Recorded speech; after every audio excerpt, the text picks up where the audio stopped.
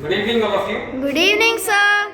So, as I told you yesterday, that we will start a new topic today, and today I am going to tell you some advanced structures. That means we are going to,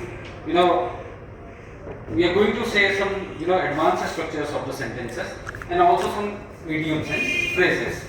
यानी कुछ ऐसे structures जो हमें याद होने चाहिए, कुछ ऐसे idioms and phrases जो हमें याद होने चाहिए, जो कि कब काम आते हैं. जैसे आपको बहुत लंबा कोई सेंटेंस नहीं बोलना है, आपको क्या करना है, उसके बदले एक छोटा सा फ्रेज बोल देना है और आपका काम हो जाता है. तो आज थोड़ा सा एडवांस स्ट्रक्चर और फ्रेजेस के बारे में हम लोग बात करेंगे, और मैं साथ के साथ चाहूंगा कि आपको इसको नोट डाउन भी करना है, और ये बहुत यूजफुल है आपके लिए, आपके डेली कन्वर्सेशन में आपके बहुत काम आएंगे. इसको बहुत अच्छे से आप लोगों को ध्यान से पढ़ना है, ध्यान से समझना है. Getting my point Harshad? Getting this out? तो आपको बहुत अच्छे से इनको समझना है, ठीक है? तो पहला क्या है? ये पहला मैंने आपको पहले भी बताया था.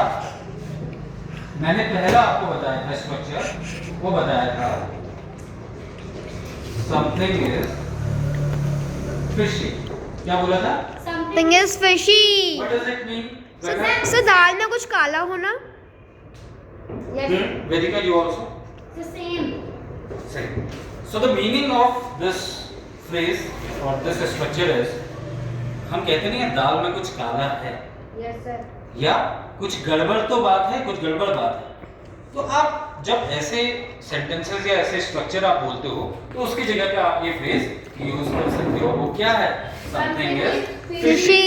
ये मैंने पहले भी आप लोगों को बताया है कई बार, ठीक है ना? तो आपको क्या यूज करना है उसकी जगह पे? Something is fishy. Fishy. That means दाल में कुछ काला है. कुछ तो गड़बड़ है. एक चीज मैंने बहुत पहले भी आपको बताई थी, ये मैं बताते रहता हूँ जब मैं आपको पढ़ाता हूँ, मुझे जो जो याद आता है.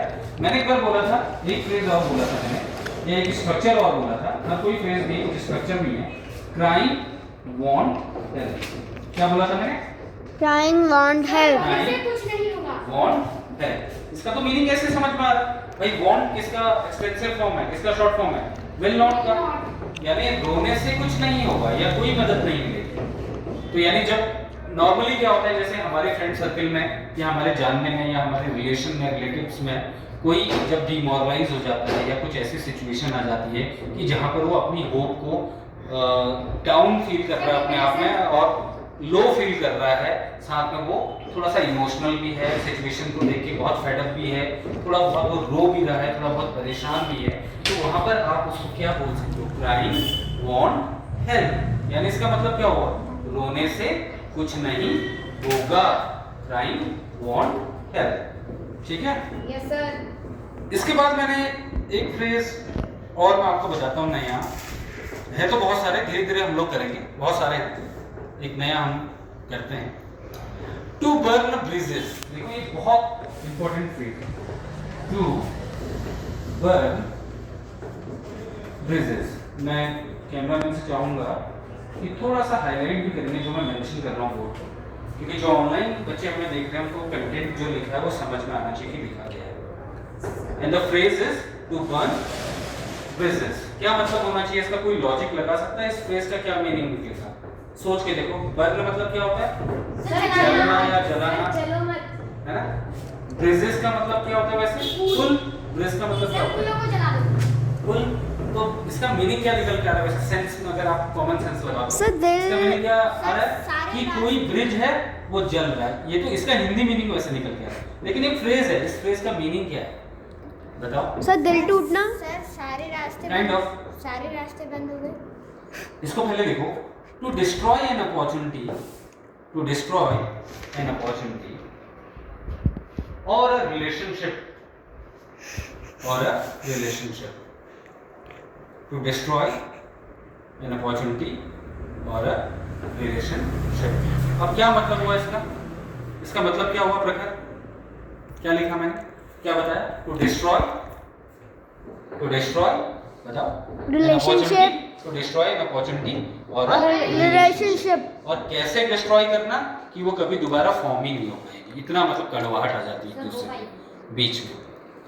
जैसे मैंने एक एग्जांपल लिखा आप लोगों के लिए, मैं समझाता हूँ. When Kushagra criticized Prakhar, in front of everyone, he really burned his bridges. जब कुशाग्र ने प्रखर की बुराई करी, क्या करी? प्रखर की बुराई करी सबके सामने, क्रिटिसाइज किया प्रखर को, तो कुशाग्र ने क्या किया? कुशाग्र ने आगे के लिए अपने रास्ते जो है बंद कर दिए। मतलब उन दोनों के बीच अब रिलेशन ऐसा है कि वो रिपेयरेबल है ही नहीं, वो दोबारा से उस तरीके से नहीं हो सकता जैसा पहले था, ठीक है? तो मैंने क्या फ्रेज बताया? टू बर्न ब्रिजेस का मतलब क्या बताया प्रखर मैंने? Said to destroy any relationship or opportunity. That means ऐसा कुछ हो जाएगा दो लोगों के बीच में या दो इंसानों के बीच में कि जहां पर उनकी अंडरस्टैंडिंग खराब हो जाएगी और दोबारा से वो इस लायक कड़वाहट हो जाएगी और दोबारा रीस्टेबल हो ही नहीं पाएगा रिलेशन। इस हद तक का मतलब एक दूसरे के प्रति उनके बीच में जो है कड़वाहट पैदा हो, इसको बोलते हैं टू